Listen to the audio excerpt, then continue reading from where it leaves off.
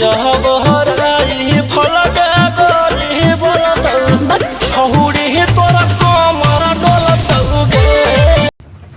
तो भाई रोशन रोही को इस गाने पर कितना लाइक मिलने वाला है भाई। मगही का तो भाग ही जम गया यार। रोशन भाई भी कमाल का वो बंदा है जो देखिए किस तरह से मतलब मगही में एक से एक भोजपुरिया हीरोइन को लाकर मतलब नचा रहे हैं मगही में गाने में।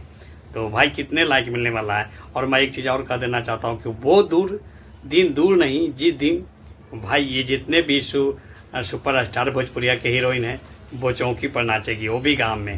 कितने लोग चाहते हैं तो लाइक करिएगा।